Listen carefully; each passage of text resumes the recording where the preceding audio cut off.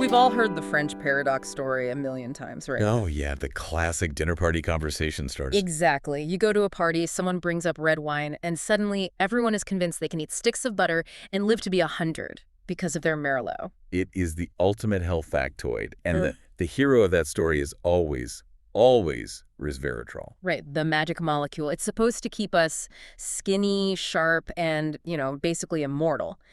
But today we are going to do something a little painful. We're going to ruin that dinner party story for everyone. We are. We're putting the wine glass down, and we're going to look at the actual human data. And that's key, right? The human data. Yes. I want to be really clear about the mission for this deep dive. We are ignoring the petri dishes. There are thousands of studies on yeast, on worms, on flies. We are sweeping all of those off the table. So no mice today. We'll mention mice, but only really to explain why we've all been a bit misled. Our focus is exclusively on human clinical trials, systematic reviews, and meta-analyses. Okay, so what happens when you actually put this stuff in a person, not a test tube? That's the question. And looking at the research you pulled, the headline seems to be messy. It's not quite the miracle pill the tablets promise. It's definitely not a magic bullet, no. If I had to tag it, I'd say it's something like incredible potential, terrible execution. Okay, let's start with that execution part, because the first hurdle in the data isn't even about whether it works, it's whether it actually survives being swallowed. You called this the vanishing act. This is the bioavailability crisis. Yeah. It is the single biggest issue with resveratrol. Let's say you swallow a standard capsule, maybe 500 milligrams. Okay. Your gut is actually quite good at absorbing it. I mean, about 75% of it gets taken up. 75% sounds like a passing grade to me. It sounds great until it hits the liver. This is where first-pass metabolism kicks in. Uh-oh. Think of your liver as a very strict border control agent. It sees resveratrol as this suspicious foreign molecule. And before it lets that molecule into your general blood supply, it detains it. It arrests the resveratrol. Effectively, yes. The liver handcuffs it. It slaps these chemical tags on the molecule, things called sulfates and glucuronides. This process is called conjugation. And what do these tags do? They essentially neutralize resveratrol so it can be flushed out of the body immediately. So wait, I pay for a 500 milligram capsule, my body absorbs most of it, and then my liver just handcuffs it and throws it in the trash. That is basically what happens. By the time the blood leaves your liver and circulates to your brain or your heart, the amount of free active resveratrol remaining is less than 1%. Less than 1%. That feels like I'm just paying for expensive urine. In many cases, you are. Some studies show a standard 25 milligram dose results in just trace amounts in the blood, barely detectable. Wow. However, there is a weird little loophole in the system. A loophole. I'm listening. Your gut bacteria. It turns out that once those handcuffed molecules get sent down to the colon to be excreted, certain bacteria can actually pick the lock. No way. Yeah, they can deconjugate the molecule, turning it back into active resveratrol right there in your gut. Okay, so the microbiome saves the day. Well, only if you have the right team players on your side. Researchers have identified these specific metabotypes. Some people are what they call lunularant producers, and their bacteria are great at this. And others? Others just don't have those bacteria. So my ability to even use this supplement might depend entirely on a bacterial lottery happening in my colon. Precisely. And just to put the final nail in the red wine coffin, to get the therapeutic doses we see in the successful trials, which are usually 500 milligrams to a full gram, Yeah. you would need to drink hundreds of liters of wine. Right. So liver failure comes long before any anti-aging benefits. Exactly. We are strictly talking about supplements here. But given this border control problem in the liver, is there any way to sneak it past? To get more than 1%? There are a few strategies showing up in the data. One is mechanical. Micronized resveratrol. They just smash the particles down to a tiny size to increase the surface area for absorption. Okay, that makes sense. The other is dietary. Resveratrol is fat soluble. So if you take it with something like yogurt or a little olive oil, you improve absorption. And interestingly, taking it in the morning seems to work better. Why the morning? It seems to be related to our circadian rhythms. Okay. Morning, with fat, micronized if you can find it, that gets it into the blood. Now let's talk about what it actually does once it's there. Because despite all these absorption issues, you found some areas where it genuinely works. Yes. The strongest signal in all the human data, the place where the evidence is actually moderate to high quality, is metabolic health.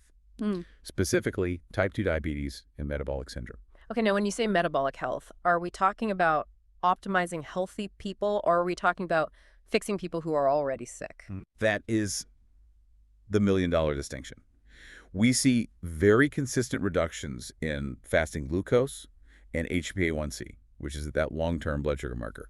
We see improvements in insulin resistance. So real results. Real results. But, and this is a really big but, these results are almost exclusively in people who are already metabolically broken. So if I'm a lean, healthy person with normal blood sugar and I take this, what happens? The needle barely moves.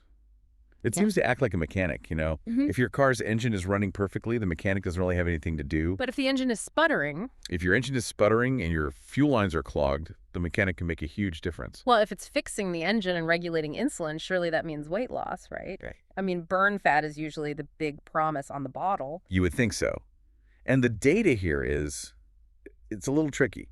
The meta-analyses show that resveratrol does produce statistically significant weight loss. Statistically significant. That sounds good. It sounds good to a scientist. To a person standing on a scale, it is completely invisible. We're talking about less than half a kilogram on average. Oh, so essentially zero. Clinically, yes. Yeah. It seems to fix the metabolism, the internal chemistry, but it doesn't necessarily shrink the car. You are going to melt away 10 pounds just by popping this pill. Okay, manage expectations. Got it. Now, I want to pivot here because you mentioned insulin resistance is a key target. Right. Let's follow that thread. There's a condition driven by insulin resistance that affects millions of women, and the data there looked surprisingly strong. You're talking about polycystic ovary syndrome, or PCOS. Exactly. This felt like a hidden gem in the research stack. It really is. Yeah. I mean, PCOS is characterized by hormonal chaos, specifically high testosterone, and these major insulin issues. And resveratrol helps. It does. We have a meta-analysis showing that at a fairly high dose, about 1,500 milligrams, it reduced total testosterone by 23%. 23% is massive. That's not a rounding error. That's comparable to some pharmaceuticals. It is remarkably effective in that specific context. By sensitizing the body to insulin, it helps regulate the ovaries and bring those hormones back into a healthier balance. And staying on the topic of women's health for a moment, you flagged a study called the Re-Shaw trial. This was for postmenopausal women. Why did that one stand out to you? Because it was just so well designed. It was a 12-month crossover trial, which means the women acted as their own controls. They took 75 milligrams twice a day. A pretty low dose. A low dose, but the results were fascinating. They were kind of dual purpose, brain and bones. Brain and bones, a 2-for-1 deal. Exactly. They found improved cerebrovascular responsiveness, which is just a fancy way of saying better blood flow to the brain, and they saw better scores on cognitive tests. Okay, that's impressive. And the bones? They also saw improved bone mineral density in the lumbar spine and the femoral neck. That's critical. I mean, hip fractures are a massive risk factor as we age. A huge one. It suggests that in postmenopausal women, resveratrol might be acting as a mild phytoestrogen, a kind of plant-based estrogen mimic. It provides just enough of a signal to help protect the bones and brain when natural estrogen levels drop off. That is a solid, clear win for a very specific group of people. It is. But now we have to go to the other side of the ledger. We have to talk about the things that don't work, and we have to address the I want to live forever crowd. Ah, the longevity myth. Rip the Band-Aid off. Tell me the bad news. Okay. There are 0 human randomized controlled trials that have ever measured human lifespan extension with resveratrol. None. But the mouse studies, I've seen the videos, the mice on the treadmill running until they're geriatric super athletes. And this is exactly why we have to be so careful with animal models. Yes, it worked in yeast, it worked in worms. But when the National Institute on Aging ran their huge interventional testing program, which is the gold standard for this stuff, they used genetically heterogeneous mice. These are mice that are much better proxies for a diverse human population. Resveratrol failed to extend their lifespan. Other compounds, like rapamycin, actually worked. Resveratrol did not. So all that hype was just a hangover from yeast studies. Largely, yes. It just didn't translate up the evolutionary ladder to mammals. That is a harsh reality check. So we are not going to live to 150 just by taking this. Not based on the evidence we have. But honestly, the next finding in the stacks gave me more than the longevity failure. It was the study on exercise. The Gleeman study, yes. This is the one that makes biohackers sweat. Walk us through this, because the logic seems sound. Exercise is good, antioxidants are good, so doing both together should be double good, right? That is the intuition. So this study took older men and put them on a high-intensity interval training program, HIIT, really hard work. Okay. Half of them took resveratrol, and the other half took a placebo. And you would expect the resveratrol group to recover faster, maybe get even fitter? You would. But the opposite happened. The placebo group saw a 45% increase in their lipid profile improvements and significantly better VO2 max gains. The resveratrol group. Their benefits were blunted. Blunted. Wait, they did the same workout but got fewer results because of the supplement. How is that even possible? This brings us to a really cool concept called hormesis. Hormesis. Okay, break that down for us. Think about it this way. We usually think stress is bad.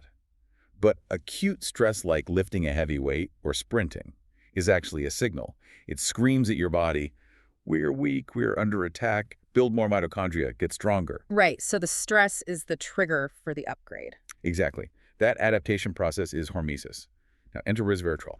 It is such a potent antioxidant that it comes in and just mops up all that oxidative stress immediately.